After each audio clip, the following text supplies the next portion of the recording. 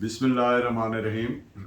आज का हमारा लेक्चर जो है वो पिछले लेक्चर के तसलसल में ही कह सकते हैं आप कि गिरफ्तारी किन हालात में हो सकती है, पुलिस के पास कितने इख्तियारात हैं, कैसे इस्तेमाल करने हैं उन इख्तियारात को, और क्या ट्रायल इन अब्सेंशा हो सकता है, क्या मुलजिम की गराजरी में ट्रायल हो सकता है। ये जो हेड मनी मुकर्रर करती है स्टेट, रियासत मुकर्रर कर देती है, हुकूमत मुकर्रर कर देती है कि वो कहते हैं जी वो फलां की सर की रकम रख दी। तो क्या ये इसके बारे में कानून क्या कहता है। एक और बड़ी कॉमन बात है कि एक आदमी के खिलाफ एक से ज्यादा मुकदमे हैं, तो एक मुकदमे में गिरफ्तारी डाली, बाकियों में नहीं डाली।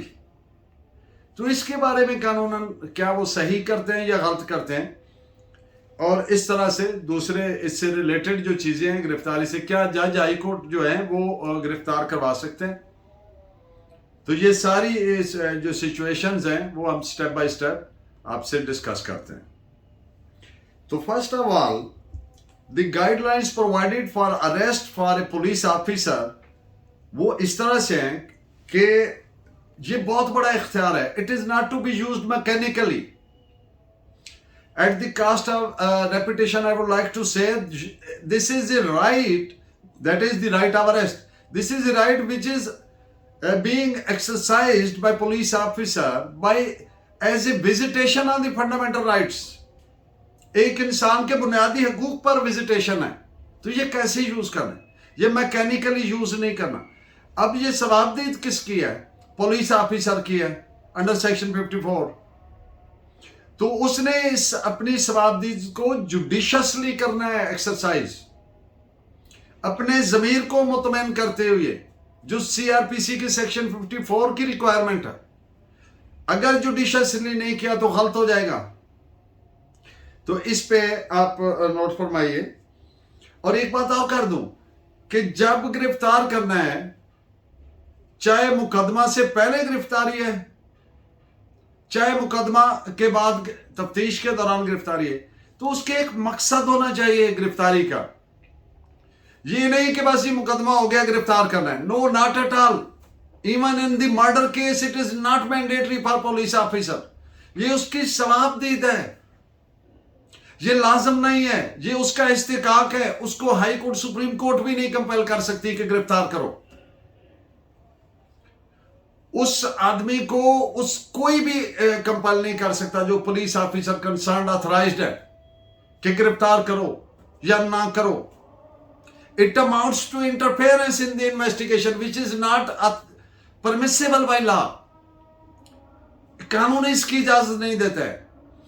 तो जब इतना बड़ा इख्तियार पुलिस वाले के पास आ गया, इमेंस पावर है कि वो एक आदमी की जो बुनियादी हक है, फंडामेंटल राइट है, right to movement, right to life, right to be dealt in accordance with the law, all these rights are inviolable. इनकी खिलाफवर्जी नहीं की जा सकती किसी सूरत में। ये रियासत का अपने शहरियों से मुआहदा है जिसको आप कॉन्स्टिट्यूशन कहते हैं। तो जब but all these fundamental rights are subject to law. इसीलिए मैं कहता हूं कि CrPC is meant for two primary function. One, first of all, to protect the fundamental rights of the citizens, and second, prevention of crime. दोनों चीजें एक तरफ सामने में रखनी है। तो पुलिस वाले ने जब गिरफ्तार करना है, उसके ज़हन में एक वाज़ेह मकसद होना चाहिए, पर्पस होना चाहिए। वो क्यों गिरफ्तार करना चाहता है, what is he is going to achieve from the arrest। उसने उस बंदे की गिरफ्तारी से क्या हासिल करना है, ऑब्जेक्ट क्या है, पर्पस क्या है। ऑब्जेक्टलेसली नहीं, पर्पसलेसली नहीं, फंडामेंटल राइट है भाई, वो नहीं कर सकते इस तौर से। उससे कोई रिकवरी है, उसको दौरान तफ्तीश है, वो भाग जाएगा, एब्सकॉन्डर हो जाएगा, वगैरह वगैरह, जो भी चीजें उसके ज़हन में हैं, ऑब्जेक्ट होना चाहिए, उसका मकसद होना चाहिए गिरफ्तारी का, ऐसे नहीं। इस पे आप केस नोट फरमाइए। PLD 2021 supreme court page 708 and PLD 2018 supreme court 595। I repeat, जैसा कि हम प्रीवियस लेक्चर में एक बात किया, मैं सरसरी वो कर दूं। अब एक आदमी की इतला कि ये मंशियात बेचता है, तो आपको पता है कि सेक्शन 54 के तहत जब कोई माकूल इतला होती है, या तो एक कॉग्निजेबल जुर्म किया है या इतला है कौन सी रीजनेबल, या शिकायत है कौन सी रीजनेबल, या कंप्लेंट है कौन सी रीजनेबल, ये तीन चीजें मस्ट हैं। रीजनेबल होना चाहिए, रीजन टू बिलीव होना चाहिए। वो कैसे होगा? कोई टेंजेबल एविडेंस हो, कोई मटेरियल हो, कोई सबूत शवाहिद हो, हाइपोथेटिकल नहीं कि पुलिस वाले ने कहा जी मुझे इतला मिली, नो नॉट एट ऑल। उसके पास मटेरियल हो, उसका मेंशन हो, उसके अपने पास रिकॉर्डेड हो, वो डेली डायरी में रिकॉर्ड करे कि ये हमारे पास इतना है, फलां बंदे ने दिया है, इस वक्त चला है, इतना लिया है, फलां से लिया है, so according to the crime. अब एक आदमी जा रहा है और उसको पुलिस वाला सेक्शन 54 इस्तेमाल कर रहा है, उसको डिटेन करेगा, पकड़ेगा, डिटेन करेगा, उससे सर्च करेगा, उसे सीएनए से मंशियात बरामद करनी है, तो ये बड़ी माकूल होनी चाहिए। ऐसे नहीं होना चाहिए कि वो हो हमें तो इतला थी, हम तो हम चेक किया, अच्छा ठीक है भाई जाओ। Not like that. Dignity of a man, शर्फ इंसानी, उसको नहीं कर सकता, nobody can be allowed. तो इस पे आप केस ला नोट फरमाइए, ये मंशियात के सिलसिले में PLD 2010 कराची 361। अब एक बात मैंने सिनॉप्सिस में अर्ज किया कि क्या ट्रायल इन एब्सेंशिया हो सकता है, यानी मुलजिम की खराजरी में क्या ट्रायल हो सकता है? अब यहां पे दो बातें करूंगा आपसे। एक बात है कि सेक्शन 512 है एक CRPC में, वो कहती हो सकता है a person who is at large, कानून से फरार है, फ्यूजिटिव फ्रॉम लॉ है, एब्सकॉन्डर है, जो भी कहें उसको, पकौड़ा कहें, इश्तिहारी कहें, जो भी। अब उस आदमी के इम्कान है कि ये तो मुस्तकबिल करीब में is not going to be arrested, तो क्या उसकी अदम मौजूदगी में उसका ट्रायल हो सकता है? सेक्शन 512 कहती है कि हो सकता है कि जब वो अरेस्ट होगा तो फिर वो एविडेंस उसको पुट की जाएगी, और जैसे फिर वो एविडेंस होता है जरा वगैरह, जो कानून का तकाजा पूरा हो जाएगा। अब इस पे हमारी सुप्रीम कोर्ट ऑफ पाकिस्तान की एक बड़ी सेलिब्रेटेड जजमेंट है, दीगर जजमेंट्स भी मैं आपको नोट करवाऊंगा। यहां पर 3-4 बातें हैं। दुनिया का कोई कानून never goes against the principles of natural justice. अब to be treated in accordance with law एक बात है, अब किसी बात को सुने बगैर अनहर्ड कंडेम नहीं कर सकते। Right to defend, article 10 of the constitution. अब आप जानते हैं कि right to fair trial has also been inserted as a fundamental right in the constitution of Pakistan. अब ये जो फेयर ट्रायल का राइट फंडामेंटल राइट हो गया, तो ये सिर्फ ट्रायल को एप्लीकेबल नहीं है, ये पुलिस वाले के पास तफ्तीश हो रही है तब भी इक्वली एप्लीकेबल है, ये इंक्वायरी है तब भी इक्वली एप्लीकेबल है, ये ट्राइब्यूनल है, ये कोई प्रोसीडिंग है, कोई एडमिनिस्ट्रेटिव साइड पे प्रोसीडिंग है। It must be read as part and parcel of each statute. Right of the fair trial. Fair trial क्या है? एक की बात सुनिए, दूसरे को भी मौका दें, भाई इक्वल अपॉर्चुनिटी टू डिफेंड दें। किसको? जिसको आप कैद जैसी सजा दे सकते हैं, जिसका फंडामेंटल टू राइट आप कटेल कर सकते हैं कि चल भाई तू, तेरी मूवमेंट खत्म, तू जेल में भेज रहे हैं तुम्हें, तो इतना बड़ा उस पर आपने करना है, तो उसको पहले राइट टू डिफेंड तो दे। तो इस पे आप केस ला नोट फरमाइए। अब एक बात की ये कंफ्यूजन ना रहे कि CRPC का सेक्शन कह रहा है कि 512 के तहत हो सकता है और एमान का नहीं हो सकता। यहां पे दो चीजें विजावी देखें आप, एक साइड पे प्रोसीजरल लॉ है, एक साइड पे कॉन्स्टिट्यूशनल लॉ है। Constitution is the supreme law, which one shall prevail? The supreme one. तो सीआरपीसी क्या है, पीपीसी क्या है, बाकी सारे कवानीन क्या है? These are termed as subordinate legislation, they cannot withstand the constitution. जो कॉन्स्टिट्यूशन में फंडामेंटल राइट है उनकी sanctity above each and everything है, वो प्रिवेल करेंगे। जो सबऑर्डिनेट लेजिस्लेशन है, जैसे एक सीनियर के सामने सबऑर्डिनेट, तो इस तरीके से इस पे आप केस लॉ लिखिए, ट्रायल इन एब्सेंशिया, इसको मुलजिम की गैरहाजिरी में ट्रायल करने को बोलते हैं, ट्रायल इन एब्सेंशिया। तो इस पे आप नोट फरमाइए 1968 SCMR 962 इन जजमेंट्स में सुप्रीम कोर्ट ने यह फरमाया कि that is no trial, trial in absentia is no trial at all, बात खत्म, ये कोई ट्रायल नहीं भाई। अच्छा, 1983 supreme court monthly review page 1543, 1992 SCMR page 602। अब जो पुलिस ऑफिसर ने हम मेन फोकस रहेंगे गिरफ्तारी पे, क्या पावर है, कैसे करनी है, किस तरीके से। अब पुलिस ऑफिसर ने जो सेक्शन 54 का इख्तियार इस्तेमाल करना है, गिरफ्तारी करनी है अपनी सवाबदीद पे, तो उसने देखना है कि जिस जुर्म में मैं गिरफ्तार कर रहा हूं, he must, it is to be read along with section 155 and 156 of the CRPC, वो जेहन में रखे।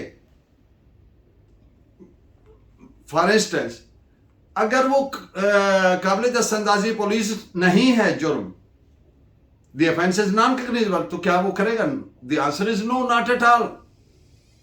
54 में तो है कि वो विदाउट वारंट गिरफ्तार कर सकता है अपनी सवाबदीद पे, वो हालात वाकया सारे आपके सामने बात हो रही। तो अगर नॉन कॉग्निजेबल है तो नहीं कर सकता भाई। He must keep in his mind कि किस जुर्म में करना चाह रहा है गिरफ्तार।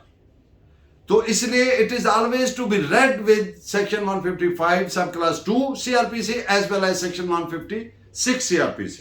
इस पे आप केस लॉ भी नोट फरमाइए, 1983 क्रिमिनल लॉ जर्नल 1833 बॉम्बे। अब एक सेक्शन 54 में एक लफ्ज यूज हुआ है इंटर एलिया, क्रेडिबल इंफॉर्मेशन,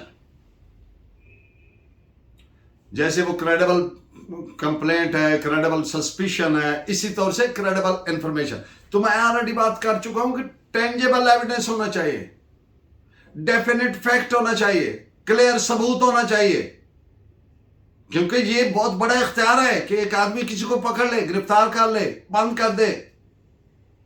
तो ये ऐसे नहीं कि वो बस जी बादशाह सलामत के तौर पर इस्तेमाल।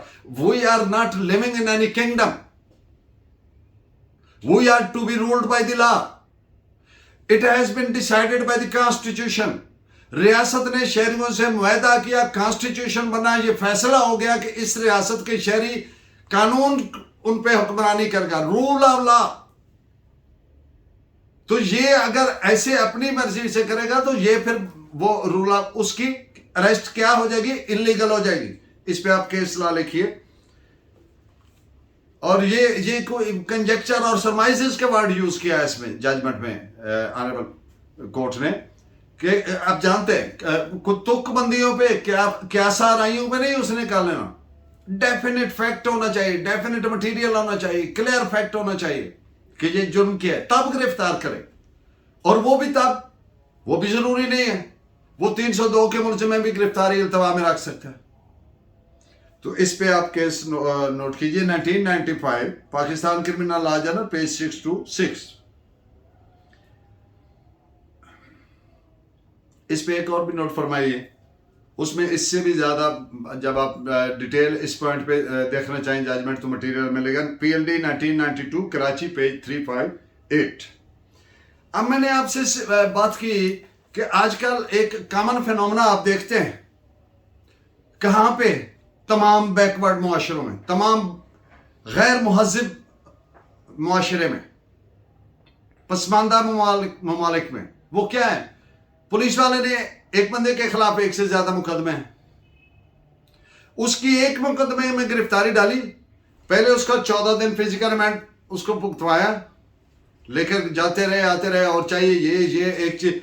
अब जो बरामदगियां हैं उसमें 2 चीजें दिखा दी, ये रिकवरी मजीद का इम्कान है, पॉसिबिलिटी है। अब यहां पर एक बात है, पहली बात तो मैजिस्ट्रेट पे फर्ज है वो चेक करे कि इस पे कोई और मुकदमा तो नहीं है। Police officer is duty bound, जिसने गिरफ्तार किया, कि जिस मुकदमे में गिरफ्तार हुए उस बंदे के खिलाफ 101 दीगर मुकदमे, उन सब में गिरफ्तारी तस्वर होगी कानूनन। ये कोई तमाशा नहीं है, law is not a play thing कि गैर मुहज्जब और जाहिल ज़हन के लोग इसको इख्तियार इस तरह से करें कि जैसे उनकी मर्जी है, कि एक में गिरफ्तार किया दूसरों में नहीं किया, उसका रिमांड पूरा हुआ उसमें गिरफ्तारी डाल दी और ये तमाशा चल। It is abuse of process of law, it is abuse of powers by the police officer who has arrested. It has been condemned by several time by the honourable superior judiciary. It is termed in the judgment, मैं जो आपको दूंगा, it is termed as a joke with the system. ये उसकी सारी जो system की philosophy है उसको क्या करता है, फेल कर देता है। तो इस पे आप केस नोट फरमाइए। 1992 Pakistan criminal law journal page 131 and PLD 1992 Karachi 358। अब जो है एक आदमी को जो गिरफ्तार कर लिया, तो ये भी आप गैर मुहज्जब माशरों में देखते हो कि people of you come to know from many person who have been arrested by police कि जी मुझे तो 4 दिन पहले गिरफ्तार किया, अब क्या है अभी गिरफ्तारी नहीं डाली। What the hell is it. इसका सबसे बड़ा नुकसान किसको होता है, पुलिस को। पुलिस से अवाम का एतमाद खत्म होता है। एतमाद खत्म होता है, क्या होता है, वकार और इज्जत खत्म होती है लोगों के दिलों में। अगर पुलिस का वकार बहाल करना है, अगर पुलिस की इज्जत बहाल करनी है अवाम के दिलों में, तो उनको सीआरपीसी और पुलिस रूल्स के मुताबिक चलना होगा, नहीं तो नहीं। तो इसलिए एक आदमी गिरफ्तार हुआ, उसको 24 घंटे के अंदर अंदर पेश करें मैजिस्ट्रेट के सामने। नहीं किया, जुर्म किया किसने, पुलिस वाले ने जिसने गिरफ्तार किया।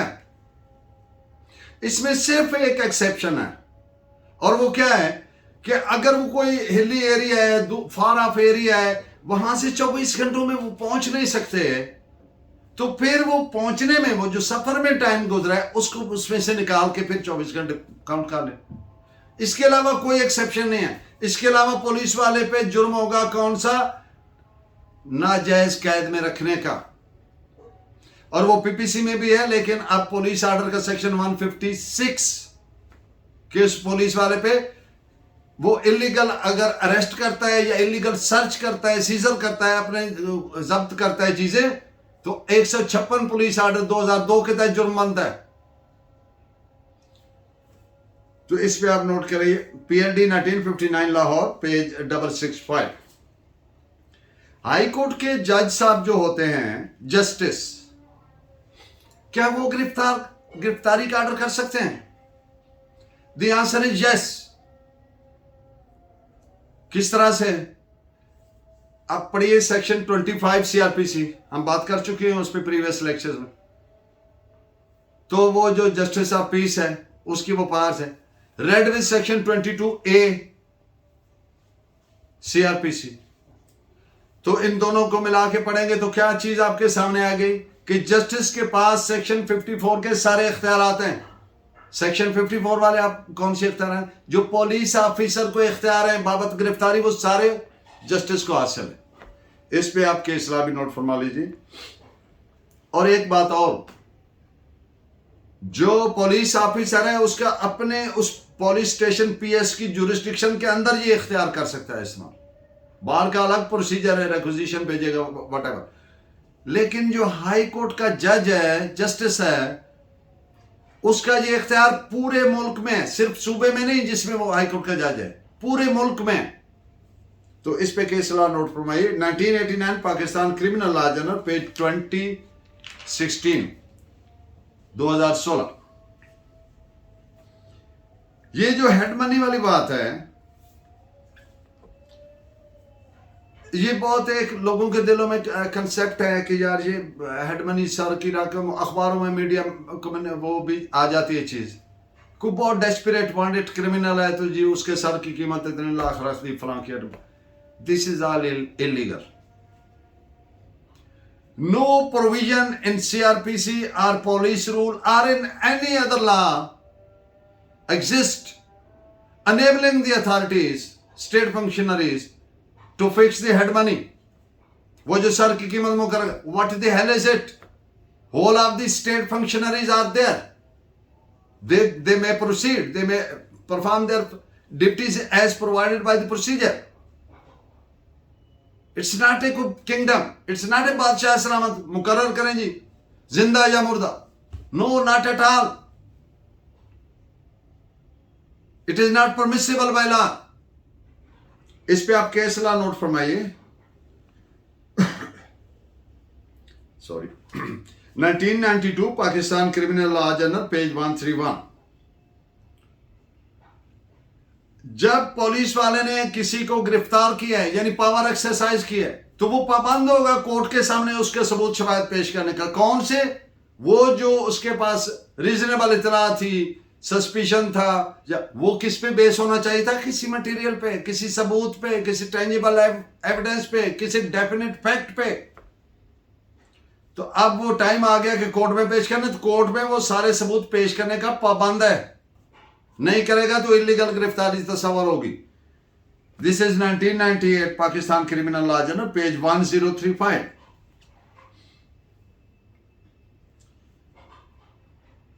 और दूसरी इसी पॉइंट पे नोट फरमाइए 1993 Pakistan criminal law general page 94। और हेड मनी पे एक और केस लॉ भी लिख लीजिए 1995 Pakistan criminal law general page 6 to 8। ये हमारी कौमों की जो तरक्की होती है या कौमें उठती हैं तो वो ये होता है कि वो कानून की पाबंदी पे उठती हैं। पाकिस्तान सुप्रीम कोर्ट ने एक फैसला किया जो अल्लामा सर इकबाल ने कहा कि महमूद अयाज का लफ्ज यूज किया कि कानून की नजर में all state functionaries and all citizen are equal without their positioning, their status, their capacity, whatever.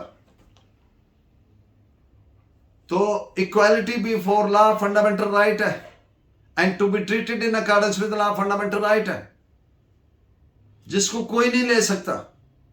तो इस पे आप सुप्रीम कोर्ट का फैसला नोट फरमाइए कि सब बराबर हैं कानून के सामने। 2012 SCMR पेज 101। अब पुलिस ऑफिसर एक बात कर दूं कि एक जुर्म में पुलिस ने एक बंदा पकड़ा तो क्या बंदा आया थाने में एक जुर्म में तो उसके खिलाफ FIR भी है, तो क्या उसकी गिरफ्तारी डालना या गिरफ्तार करना जरूरी है? The answer is no. As I have earlier stated, ये एक्सक्लूसिवली पुलिस ऑफिसर की डिस्क्रेशन है, सवाबदीद है। आई रिपीट, 103 में भी डेफर कर सकता है, पेंडिंग कर सकता है, और नहीं कर सकता उसको सामने तफ्तीश कर सकता है। लेकिन एक बात ध्यान में रहे कि जो भी बंदा गिरफ्तार अगर किया है तो उसका प्रोसीजर फिर पूरा होगा 169 तक, फिर जाके वो रिलीज होगा कानून के मुताबिक। ऐसे नहीं पकड़ा जी मैंने छोड़ दिया, फिर कंप्लीट उसके कानून के प्रोसीजर के मुताबिक as provided by CRPC and police rules, फिर उसकी रिहाई ऐसी होगी।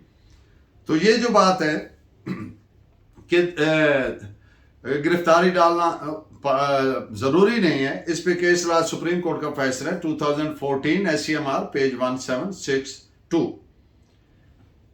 तो ये एक जजमेंट है बड़ी जबरदस्त जिसमें बात ही है गिरफ्तारी के ज़मन में कि डिग्निटी ऑफ मैन यानी शर्फ इंसानी,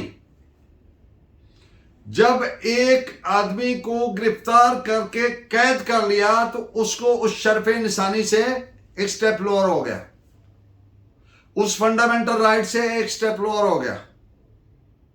तो इस पे तमाम अब उसका, अब जब एक स्टेप लोअर किया, अब क्या बात आ गई?